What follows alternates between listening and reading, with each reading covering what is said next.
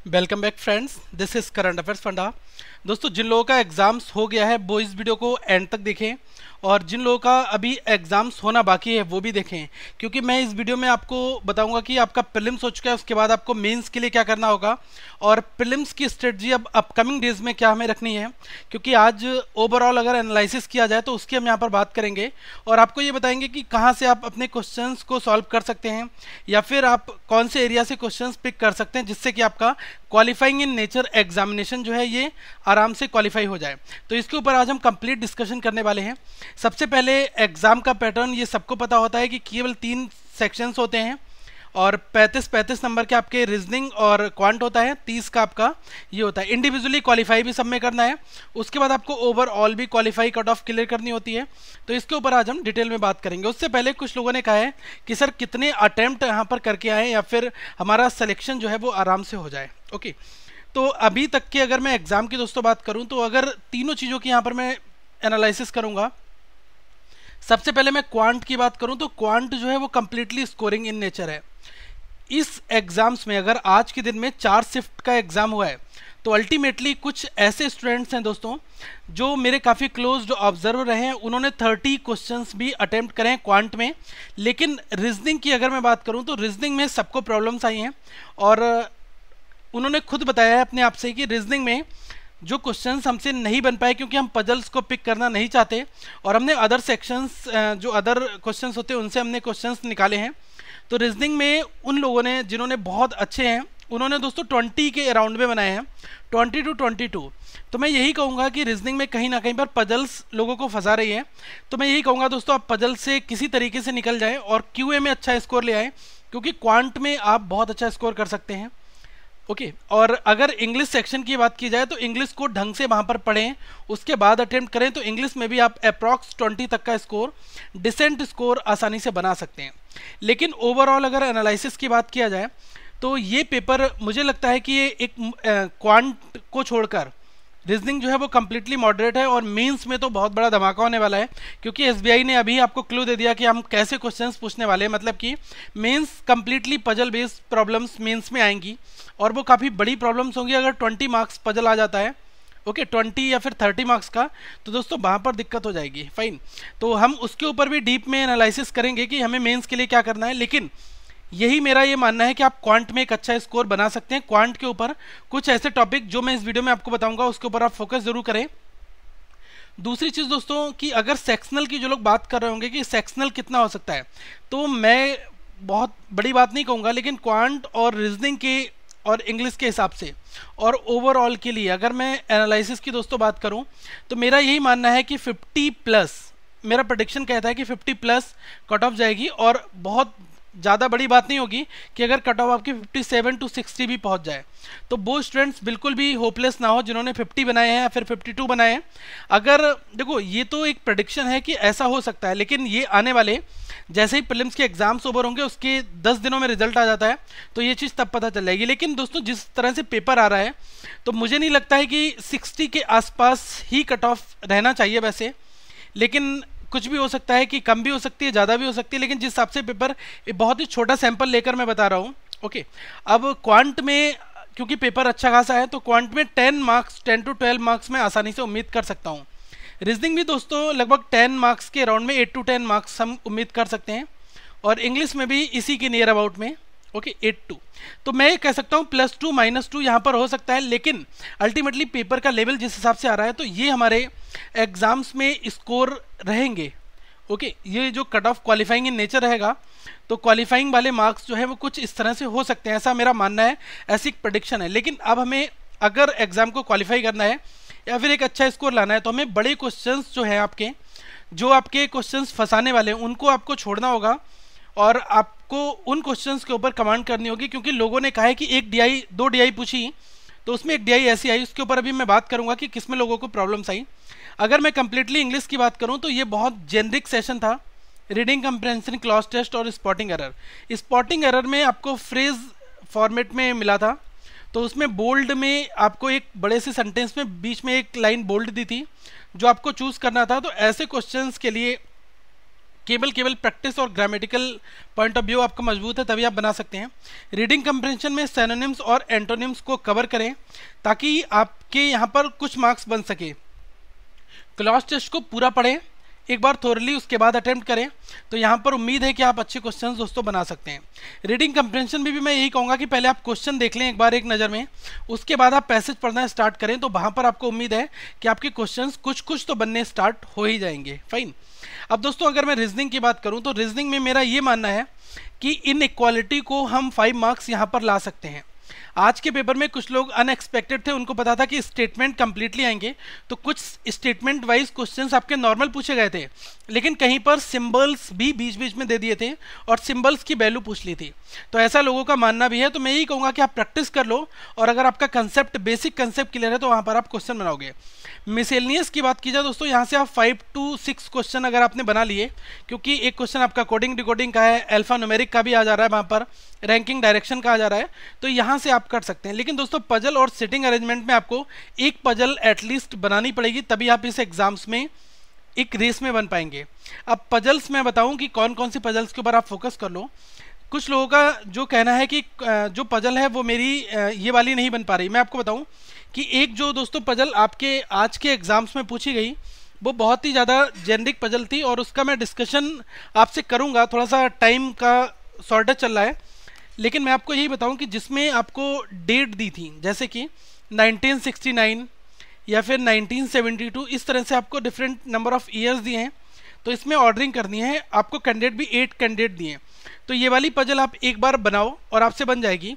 अगर आज की डेट में कैलकुलेशन 2016 में पूछा था कि 2016 में अब एज आपको फाइंड आउट करनी है, तो मैं पहले कहूँगा कि आप 1969 1972 इसमें इंडिविजुअली इनकी डेट निकाल लें, मतलब number of year, total year find out कर लें, उसके बाद अरेंज करें तो क्वेश्चन हो जाएगा। मैं ये वाला क्वेश्चन आपके लिए कल अपलोड करने की पूरी कोशिश करूंगा। बाकी एक आपका क्वेश्चन जो डेज वाइज का था, ओके, एक आपका क्वेश्चन फ्लोर वाइज का था, उसमें ज़्यादा कुछ नहीं, 2 वेरिएबल थे। फ्लोर वाले क्वेश्चंस को आप बना सकते हैं, लेकिन बॉक्स वाला जो क्वेश्चन था दोस्तों उसमें लोगों को प्रॉब्लम्स आई हैं, तो मैं यही कहूँगा कि आप वो क्वेश्चंस टच करें जो आपको लगता है कि अब तो आपका रिव्यू भी आ चुका है, बहुत सारे डिफरेंट चैनल्स पर या फिर वेबसाइट पर बहुत सारे क्वेश्चंस भी अपलोड हुए हैं, तो आप वहाँ पर जाएँ, देखें और एनालाइज करें कि आपका स्ट्रांग पॉइंट कौन सा है और वहाँ से आप कितना ज़्यादा क्वेश्चंस को ग्रैब कर सकते हैं। ठीक है, तो मेरा यही मानना है कि आप श्योर शॉर्ट क्वेश्चंस को बनाने की कोशिश करें, क्योंकि श्योर शॉर्ट क्वेश्चंस के ऊपर जब आप पिक करेंगे तो वहां से आपको फायदा मिलेगा। ओके, अब अगर मैं क्वांट की दोस्तों बात करूं तो क्वांट मैंने बताया सबसे ज़्यादा स्कोरिंग है, तो आज की डेट में मैंने 2 शिफ्ट में नंबर सीरीज अपलोड की हैं, तो अगर आप वो नंबर सीरीज देख लेते हैं तो +5 मार्क्स आपके यहाँ पर बन जाएंगे। आगे की बात करूं तो क्वाड्रेटिक इक्वेशन से +5 मार्क्स आप आसानी से बना सकते हैं, क्योंकि क्वाड्रेटिक बहुत आसान पूछा गया है। अब कुछ लोग कहेंगे क्वाड्रेटिक कैसा पूछा जा रहा है, तो मैं आपको बता दूं, जैसे x² + 6x okay +9 that is equals to 0, तो यहाँ से x के 2 रूट आएंगे, इसी तरह से y के 2 रूट आएंगे और इनको कंपेयर करके निकालना है, मतलब कि 3 से 4 मिनट में हम ये वाले क्वाड्रेटिक के 5 क्वेश्चंस बनाएंगे। ओके, अभी मैंने आपको 10 मार्क्स बताए हैं। अप्रॉक्सीमेशन के क्वेश्चंस पर थोड़ा सा कंसंट्रेशन करोगे, +5 मार्क्स आप यहाँ से ले आओगे, 15 मार्क्स हो गया।